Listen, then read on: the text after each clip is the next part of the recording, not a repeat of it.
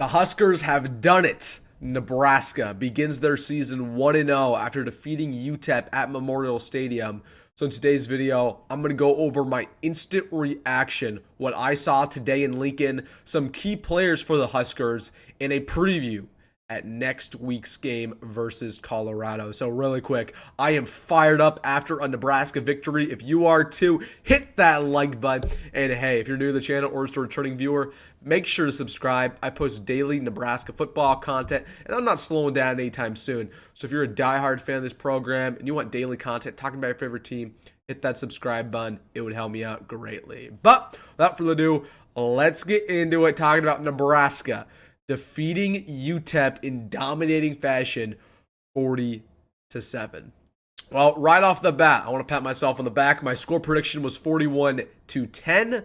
Pretty darn close, and the team played very well. Let's start it off with the big talking point. Dylan Raiola. Again, that's his first ever game in a Nebraska uniform. How would the true freshman performed? And oh my goodness, was he phenomenal, to say the least. Officially, he threw 19 completions on 27 attempts, 240 yards, and 2 touchdowns. And the thing I was most impressed with when it comes to Dylan Raiola's game today was his improvisation, right? When the pocket would break down and he needs to go find somebody. Man, was he just great at keeping eyes downfield, finding a guy like Isaiah Nair, Jamal Banks, Thomas Fedoni. A lot of times we've seen Nebraska quarterbacks, when the pocket breaks down, they'll roll right and they'll look to run the football. Not Dylan Raiola. Again, he allows the Huskers to have a couple extra seconds in on the play to find an extra guy. So that was the thing I was most impressed with. He was very accurate today. He had a couple balls there that were pretty questionable. One should have been picked off, but other than that, again, that was expected from a true freshman quarterback in his first game. I'm not going to overreact about that at all. He settled in. He played great. He had some Patrick Mahomes moments. That first touchdown pass to Isaiah Nair was phenomenal. That back shoulder fade ball to Jamal Banks was great. So he had an awesome day. Let's see what he has next week versus Colorado. The running back situation was very interesting. So basically, it was a true running back by committee, but we saw 4 running backs trade carries. I've never seen that. Sometimes you'll see 2 running backs trade carries or 3 running backs. We saw 4 get real reps today for the Huskers. Ramir Johnson was the first guy to get a carry, then Dante Dowdle, then Emmett Johnson, and finally Gabe Irving got in the mix. And honestly, if I were to rank the 4 based on performance, I'd say Emmett Johnson was number 1. He averaged about 9 yards per carry. He was awesome today.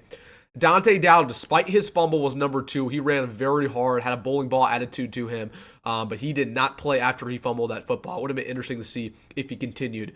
Number 3, I put Ramir. He has that burst, he has that speed. And number 4, I'd say Gabe, just because we didn't see enough of Gabe Irving, but I feel good about this running back room. There's just not a guy. There's just not a guy there that really, really wows you, knocks your socks off. Hopefully one of these players can develop to be that as the year progresses. Talking about the wide receiver core, man, it was awesome today. Isaiah Nair, of course, had that touchdown catch. He is so athletically gifted. 6'4", runs a 4.4.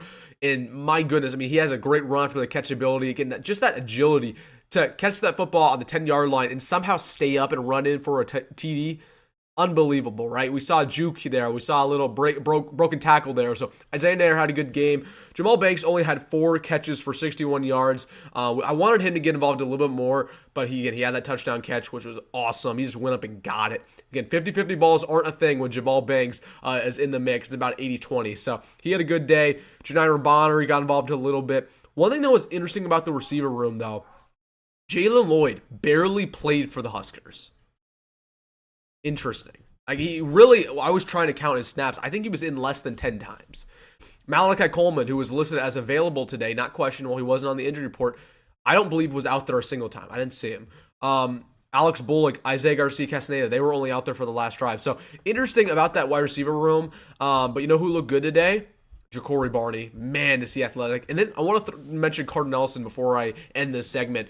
Carter Nelson got involved today, 3 catches for 21 yards. He looked very athletic, and this receiver core is deep.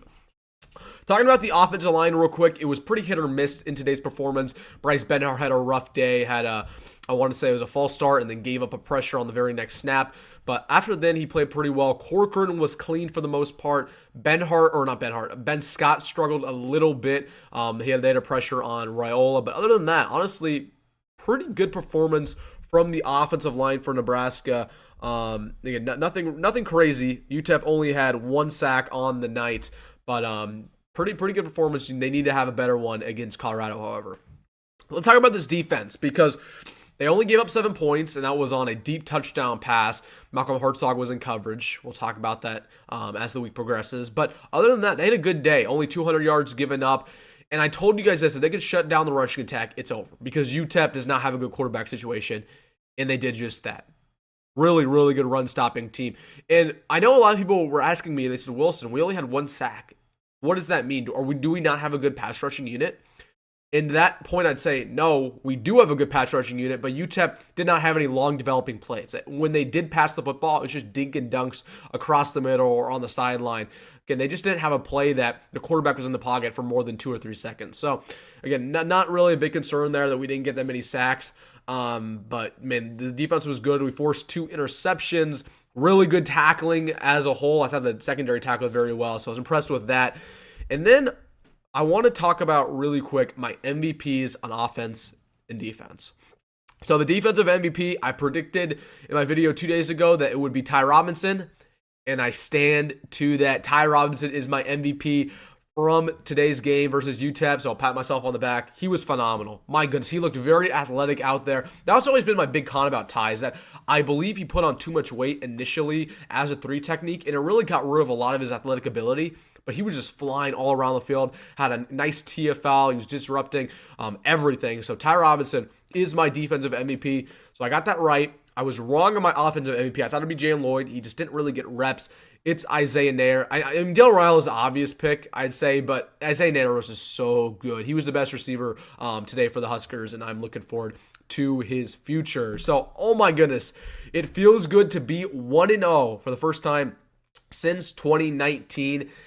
And all eyes are on Colorado next week. So that line right now, Nebraska by 7, I'd imagine it gets up to the double digits by game time. The atmosphere is going to be loud. Today was all right. I thought it was pretty loud at Lincoln, but it's going to be unbelievable. It's probably going to be the loudest crowd ever seen at Memorial Stadium next week. So I'd implore you to go.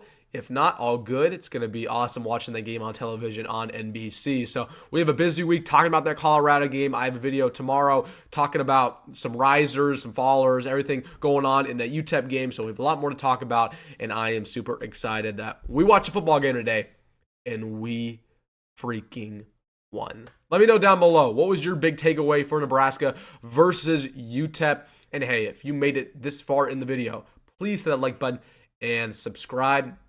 And as always, folks, go Big Red, go Matt Rhule. I'll throw out one last one. Go Dylan Raiola, and see you in the next one.